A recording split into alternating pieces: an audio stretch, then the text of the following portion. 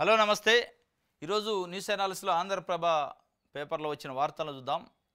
నిన్న CLP meeting జరిగింది. CLP మీటింగ్లో ముఖ్యమంత్రి రేవంత్ రెడ్డి గారు, డిప్యూటీ సీఎం బట్టి విక్రమార్క గారు, దీపాదాస్ మున్షి, ఆయన మహేష్ కుమార్ గౌడ్ పిసిసి అధ్యక్షుడు కూర్చున్న ఫోటోను వేశారు పైన. దాంట్లో డెసిషన్ ఏంటంటే క్యాబినెట్ విస్తరణలో బీసీకి డిప్యూటీ సీఎం అనే ఒక కొత్త ప్రతిపాదనతో ఢిల్లీకి పోయారట వీళ్ళు నలుగురు కలిసి. బీసీ జపం చేస్తున్నాయి అన్ని రాజకీయ పార్టీలు, దాంట్లో కాంగ్రెస్ పార్టీ కూడా ఉంది. మేము సమగ్ర కులగణన చేస్తాం, బీసీలకి 42% స్థానిక సంస్థల్లో రిజర్వేషన్లు ఇస్తాం, కామారెడ్డి డిక్లరేషన్ అమలు చేస్తాం అని చెప్పి పెద్ద ఎత్తున జపం చేశారు.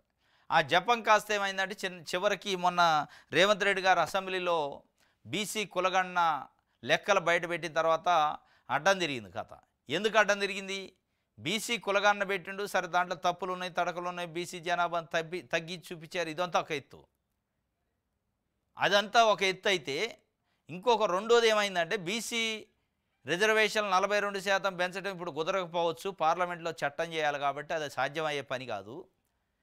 కాబట్టి మేమేం చేస్తామంటే కాంగ్రెస్ పార్టీ నుంచి మేము ఇస్తాం 42% మందికి టికెట్లు, మీరు ఇస్తారా అని బీజేపీ బీఆర్ఎస్ సవాల్ ఇచ్చినండు.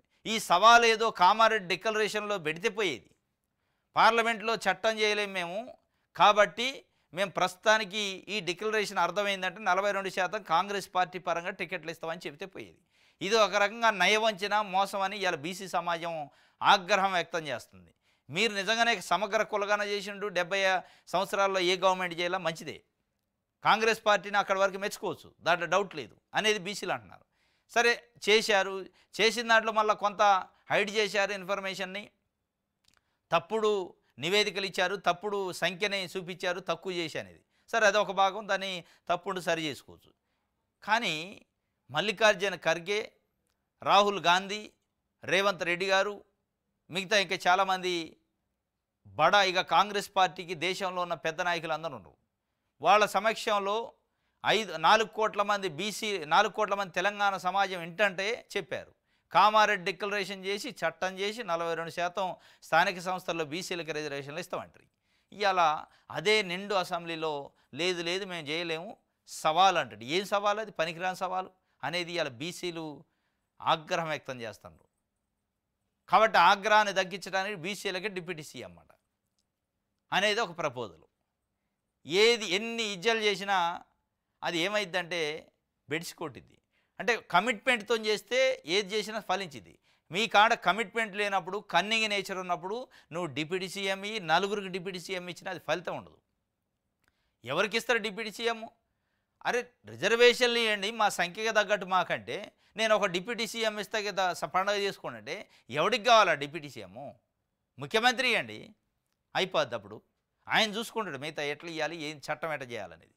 మీ వల్ల కాకపోతే మీరు పీసీసీ అధ్యక్షుడిగా ఉండి కామారెడ్డి డిక్లరేషన్ ప్రకటించిన తర్వాత మీరు అదే వ్యక్తి ఇవాళ సీఎంగా ఉండి చేయలేను అని నిస్సాయ స్థితిలో చేతులు ఎత్తేసిన తర్వాత మీరెందుకు ముఖ్యమంత్రిగా? తప్పుకోండి, బీసీకి ఇవ్వండి, డిప్యూటీ ఇచ్చే బదులు సీఎం ఇవ్వండి. సీఎం డిప్యూటీ ఉంటాడు, సీఎం బీసీ ఉంటాడు, డిప్యూటీ సీఎం బట్టి విక్రమార్క ఉంటాడు, వాళ్ళిద్దరు చూసుకుంటారు. ఎట్లా ఇవ్వాలి బీసీలకి, ఏ సంగతి ఏందనేది మోడీతో తెలుసుకొని వస్తారు వాళ్ళు. అది చేయకుండా డిప్యూటీ సీఎం ప్రపోజల్తోనట ఢిల్లీకి పోయారట. ఇక మనం సమరాలు చేసుకోవాలి. విపక్షాలను చిత్తు చేసేందుకు రేవంత్ వ్యూహం అట. ఇందులో వ్యూహం లేదు, మన లేదు. ఇప్పటికే బీసీలు దుమ్మెత్తిపోతారు. సరే లెక్కల వరకు ఓకే, కాంగ్రెస్ పార్టీ లెక్కలు తీసిందనే వరకు అప్రిషియేట్ చేయొచ్చు, బీసీలు కూడా దాంట్లో కన్విన్స్ అవుతారు. కానీ ఇక్కడ 42% రిజర్వేషన్లో మోసం చేశారనేది అయితే చాలా ఇబ్బందికరమైన పరిస్థితి. కేసీ వేణుగోపాల్తో కూడా అదే చర్చ. పొద్దుపోయిన తర్వాత కాంగ్రెస్ జాతీయ ప్రధాన కార్యదర్శి కేసీ వేణుగోపాల్తో సీఎం రేవంత్, బట్టి, మహేష్ కుమార్ గౌడ్, మున్సీ ఎంపీల భేటీ. కులగణన, కేబినెట్ విస్తరణపై మంత్రాలు. నేడు రాహుల్ ఖర్గేతో భేటీ అట. స్థానిక పోరులో 90% సీట్లు గెలవాల్సిందే అంటున్నారు. సరే 90 గెలుతారా 80 గెలుతారా అధికార పార్టీ కాబట్టి జనరల్గా సర్పంచ్ ఎంపీటీసీల్లో అధికార పార్టీ వైపు ప్రజలు మొగ్గు చూపిస్తారు. గెలవటం అవటం పక్కన పెడితే నైతిక విలువలు అనేవి ఉంటాయి. మనం ఒక డిక్లరేషన్ ఇచ్చినాం, దాంట్లో మేనిఫెస్టోలో పెట్టినాం, దాన్ని అమలు చేయలేకపోతున్నాం అనే కనీసం పశ్చాత్తాపం ఉండాలి. మళ్ళీ దానికి సవాళ్ళు చెప్తుంటే రైట్. ఇది ఆంధ్ర ప్రభకు సంబంధించి వెలుగు పేపర్ చూద్దాం.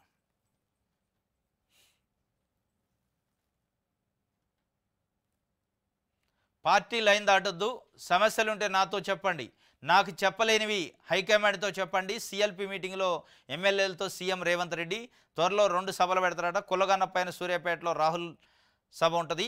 ఎస్సీ వర్గీకరణ పైన మెదక్లో ఖర్గే సభ అట. 2-3 రోజుల్లో పీసీసీ కార్యవర్గం పీసీసీ చీఫ్ మహేష్ కుమార్ వెల్లడి చేసినట్టు ఢిల్లీకి వెళ్ళిన CM, deputy CM, PCC chief party line దాటొద్దు అంటున్నారు. ప్రధానంగా 10 మంది ఎమ్మెల్యేలు ఏదో పోయి మీటింగ్ పెట్టారు అని చెప్పి పెద్ద ఎత్తున చర్చ జరిగింది. వీడియోలు అయ్యి ఏదో బయటకు వచ్చినట్టుంది. దానిపైన తీన్మార్ మల్లన్న కూడా బీసీ కులగన్న పైన ఘాటుగా మాట్లాడిండు, పార్టీకి నష్టం చేసేటట్టు. కానీ ఆయన మాట్లాడింది పార్టీకి నష్టం చేసేటట్టు అని మీకు అనిపిస్తుంది, కానీ పార్టీకి మేలు చేసేటట్టు మాట్లాడండి. బీసీలని మన కాంగ్రెస్ పార్టీ మోసం చేసిందని ఇంటర్ప్రిటేషన్ రావద్దు అనే విధంగా ఆయన చెప్తుండు. వాస్తవంగా బీసీ లెక్కలు తగ్గించి చూపించారు. బీసీలకు 42% ఇత్తనాన్ని అబద్ధం ఆడారు. ఈ 2 విషయాలపైన అడిగిండు. తప్పేంది యాజ్ ఏ సిటిజన్గా, యాజ్ ఏ బీసీగా అనేది ఆయన చెప్తుండు. కానీ వీళ్ళు లైన్ దాటిండు అని సోకాజ్ నోటీసు కూడా ఇచ్చారు. ఆ 10 మంది ఎమ్మెల్యేలకు మరి ఇస్తారా నోటీసు? సమావేశం పెట్టిన వాళ్ళకి ఒక తీన్మార్ మల్లన్నకి ఇస్తారా? నిజంగానే తీన్మార్ మల్లన్నకు నోటీస్ ఇవ్వాలంటే దానికంటే ఘాటుగా, దానికంటే డ్యామేజ్ అయ్యేటట్టు పార్టీకి చాలామంది మాట్లాడారు. వాళ్ళకు కూడా ఇస్తారా అనేది ప్రశ్న. కాబట్టి కేవలం బీసీల గురించే మాట్లాడింది కాబట్టి బీసీల గురించి నోరెత్తి మాట్లాడే దమ్ము, ధైర్యం ఎక్కడిది అని, అంటే బీసీలు ఎజెండా మాట్లాడొద్దనే ఉద్దేశంతో గొంతు నిలిపే ప్రయత్నం అనేది ఇప్పుడు కాంగ్రెస్ పార్టీ మేము ఏంది ప్రజాపాలన అంటారు. ప్రజాపాలనలో ప్రజలు అడుగుతారు, సమానం చెప్పాలి, పార్టీ లైన్ ఏముంది అందులో అనేది తీన్మార్ మల్లన్న చెప్తుండు. ఇగో తీన్మార్ మల్లన్నకి సోకాజు నోటీసు.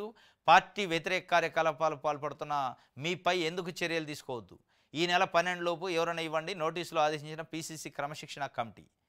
పార్టీ కార్యకలాపాలకు వ్యతిరేకంగా పార్టీ వ్యతిరేక కార్యకలాపాలు చేస్తున్నట.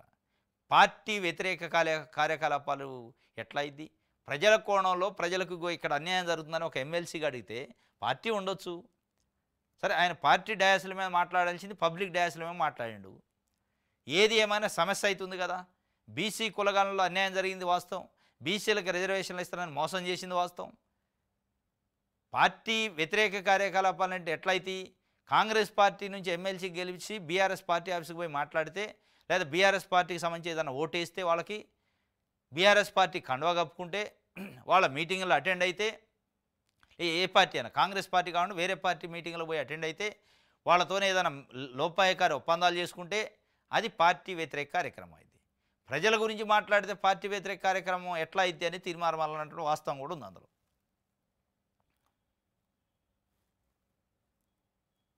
రైట్, దిశ పేపర్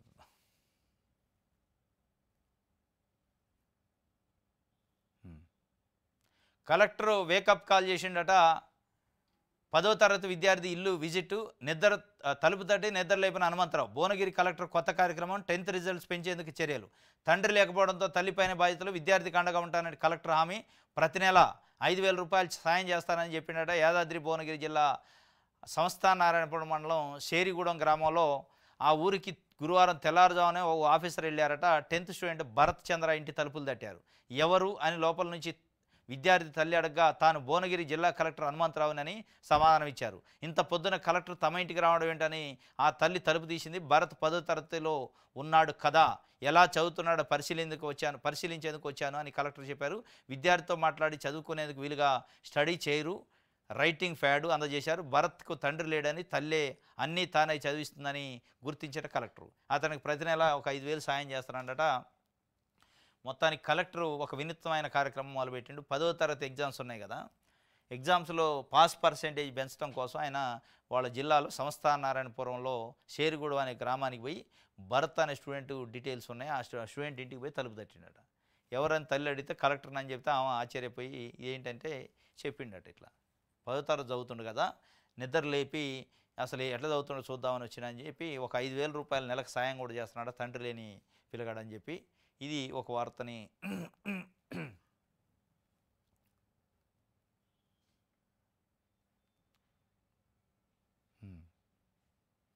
లోకల్ బాడీ లోపే ఉంటుందట క్యాబినెట్ విస్తరణ.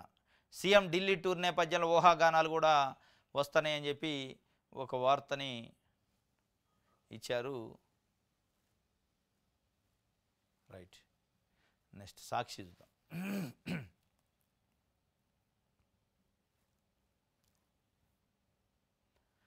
గీత దాటితే వేటేనట, ఏదైనా ఉంటే వచ్చి కలవండి, డిన్నర్ మీటింగ్లు వద్దు. సిఎల్పి సమావేశంలో స్పష్టం చేసిన సీఎం రేవంత్ రెడ్డి. ఆ డిన్నర్ మీటింగ్ అర్థమైందంటే 10 మంది ఎమ్మెల్యేల కథ. గీత దాటితే వేటు తప్పదంటాడు. మరి మీరు గీత దాటుతున్నారు ప్రజల దగ్గర, వాళ్ళు ఏం పార్టీ గీత దాటితే మీరు ప్రజల గీత దాటారు. బీసీ డిక్లరేషన్ 42% రిజర్వేషన్లు ఇస్తా స్థానిక సంస్థలు అని చెప్పి గీత దాటితే ఇయ్యలేను నేను, మీరు ఇస్తారా అని సవాల్ ఇస్తుంటుంటే, రైతు బంధు 15,000 ఇస్తా 1 ఎకరానికి అని చెప్పి 12,000 ఇత్తి, మరి వీటిని ఏమంటారు? గీత దాటం అనరా? పెన్షన్లు 4,000కు పెంచుతా అంటే పెంచకపోతే, మహిళలకు 2,500 ఇస్తా అంటే పెంచకపోతే, ఇవ్వకపోతే, వీటన్నిటినీ ప్రజల కోణంలో గీత దాటమే కదా. ప్రజల కోణంలో ముఖ్యమంత్రి ప్రభుత్వం గీత దాటినాడు, ప్రజలు ఏం చేయాలి మరి? వేటేయాలనా?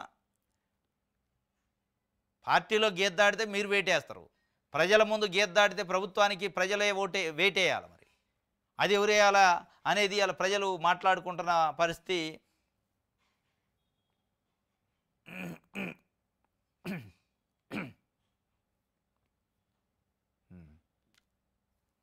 రైట్.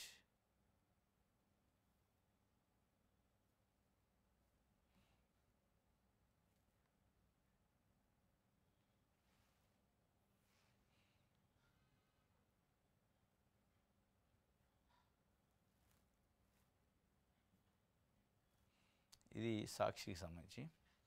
ఆంధ్రజ్యోతి చూద్దాం. పడవకు చిల్లు పడితేట అందరం మునుగుతూ అంటాడు రేవంత్ రెడ్డి గారు. పడవకు చిల్లు పడకుండా చూసుకోవాల్సింది నాయకుడిగా, గుంపు మేస్త్రిగా మీదే బాధ్యత. పడవకు చిల్లు పడద్ది. ఎందుకు పడిద్ది? ప్రజలకు ఇచ్చిన హామీలని నెరవేర్చకపోతే చిల్లే పడిద్ది. అది మీరు పార్టీ కోణంలో, ఎమ్మెల్యేలు ఎంపీల కోణంలో చూస్తారు, కానీ ప్రజల కోణంలో కూడా చూడండి. అర్థమైందే? బీసీలు బలాట, రాష్ట్రంలో స్థానిక సంస్థల్లో కోటాకు మించి ప్రాతినిధ్యం, పంచాయతీ ఎంపీటీసీలో 33%, జడ్పీటీసీలో 38.4%. ఎస్టీలు తండాలు, పేసా గ్రామాలను తీసేస్తే ఇంకా ఎక్కువ. గత పంచాయతీల ఎన్నికల్లో 41.5% సీట్లలో విజయం, కొన్ని జిల్లాల్లో 40%, మరికొన్ని చోట్ల 50% పైగా, 42% అమలైతే మరింత పెరుగునన్న బీసీల ప్రాతినిధ్యం. నామినేటెడ్ పదవుల్లో బీసీలకు 34% అట.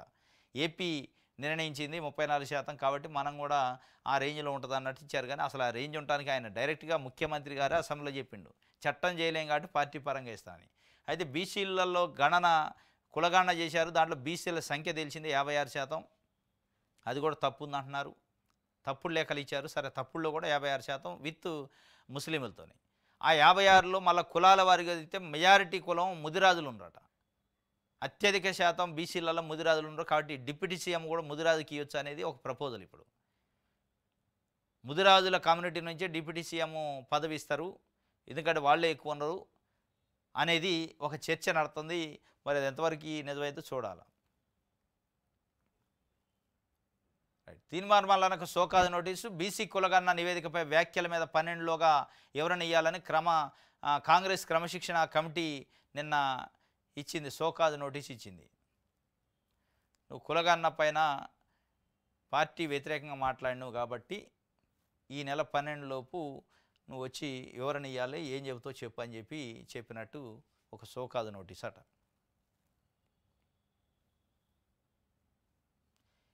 ఎమ్మెల్యేల డిన్నర్ భేటీలు తప్పేమీ కాదు. మరి తప్పేం కానప్పుడు గీత దాటొద్దని చెప్తున్నట్టు.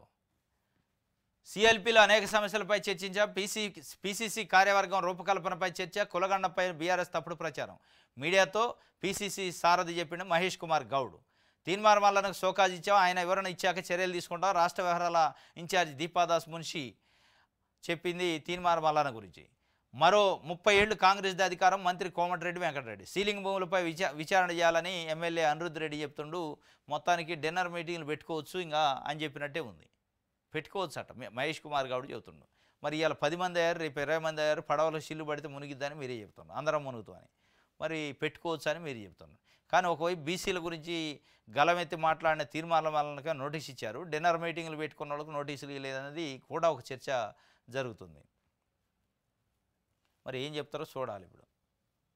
రైట్, ఈనాడు చూద్దాం.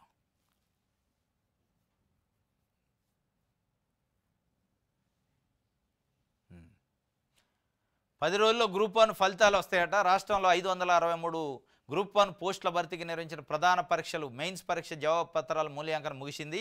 అభ్యర్థులు సాధించిన మార్కుల ఆధారంగా 1:2 నిష్పత్తిలో మెరిట్ జాబితా వెల్లడికి టీజీపీఎస్సీ తుది పరిశీలన కొనసాగిస్తుంది.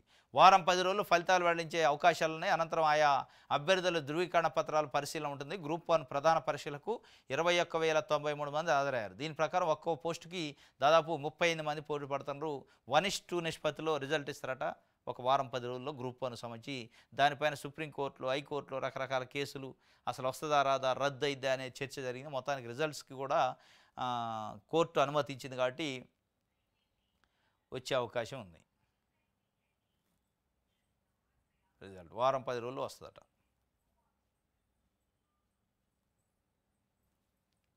రైట్, ఇది ఈనాడు సంబంధించి ఇది ఈరోజు న్యూస్ అనాలిసిస్. రేపు తాజా వార్తలతో తిరిగి కలుసుకుందాం. Thank you.